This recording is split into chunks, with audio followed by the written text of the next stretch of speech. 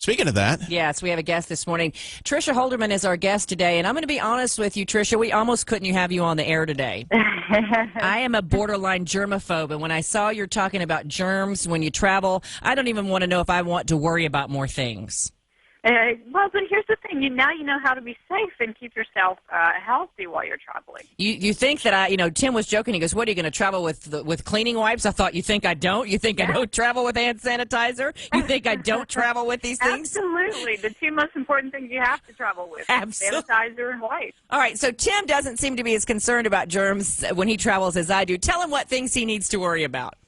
Well, very first, you need to make sure that when you've sat down, go ahead and use your hand sanitizer on your hands. If you have now touched the seat belt buckle that a million people have touched and nobody has cleaned, you've probably touched the doors, you've probably touched your luggage, you've touched those bins at TSA, security that nobody cleans. So you have touched millions of germs before you've even gotten on the plane. So you do want to get your hands clean, and then wipe down your little table, because everything on that table is phenomenally dirty. We have done measures of germs on there, and there is upwards of 5,000 to 10,000 living germs on those tables at any given time. And not just germs, but viruses, E. coli, bacteria. There's so many living things on there. It is just disgusting. It's a good thing you don't have a microscope with you. All right, let's back up. You're not just talking about the airplane restrooms. You're not talking about things you're talking about the tray table that comes down when you are served your beverage and your food. Yeah, I think the bathrooms are given. Everyone knows it. Right. Nasty, because the people who are cleaning those planes have like 5 minutes in between flights to get them clean. So they're pulling trash. They're getting all the stuff out of those little pockets, and people put everything in those pockets. We have seen everything from dirty diapers to banana peels. I mean, do not put anything in there unless you just absolutely have to.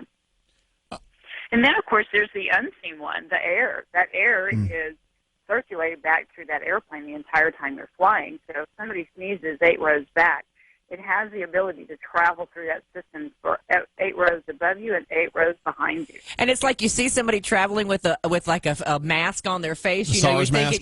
You're thinking to yourself, are they protecting me or are they protecting themselves? They're protecting themselves.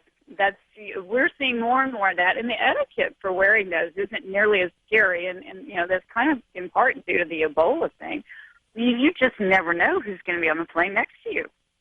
That's true. Tricia Holderman joining us this morning. So is the best thing to do, do those wet ones and the small container of hand sanitizer, are they your best weapons? They are your weapons, absolutely. And I do that. I have Crohn's disease, so I have no immune system. So I do. I carry my sanitizer, and anytime after I've touched high-touch areas, meaning areas that lots of people have touched, I use it on my hands, and then before I'll put anything on my tray table, I'll use it. And then I don't read their magazines because you just, again, never know who's touched those. And God forbid you lick your finger to turn the page, what germs you may have gotten bad. I hadn't thought about that. Can we quickly talk about hotel rooms, even though you're kind of focused on planes? When you go into a hotel room, what are some other things that we need to be concerned about? You hear all these horror stories about bed bugs, and then the germiest thing in the room is either the bedspread or the remote control. What can you do in a hotel room once you get where you're going? Very first thing, pull the top coverlet off and just put it in the corner, and don't sit on it, don't put your luggage on it, don't do anything. Okay. But always wipe down your remote control if you're going to use that. And then secondarily, I always wipe down the bathtub, because even though they look clean, it doesn't mean they're germ-free. And that's a huge issue, that most of the people who are doing the cleaning, they're using that same rag that they've cleaned the sink, the toilet, and the bathtub. You don't really know what order they went in, so they may have done the toilet first and then gone and done your bathtub. So I just wipe down with just one of those disinfecting wipes, and don't dry it. Let it air dry, because it's doing its job while it's still wet. And if your wiper gets dry before you're done, get a second one, because you're looking at anything from the funguses from standing in a shower to, if you're a bathtub kind of person, those germs are getting in everywhere. Tricia, you could be my best friend. We could travel together, because it sounds like we travel the same way. My husband thinks I'm a freak and a nut about it, but I enjoy talking to a self-proclaimed germ expert. I like that. Well, and here's the thing. You know what? Just think of the Ebola case. How safe can you be? MRSA, even.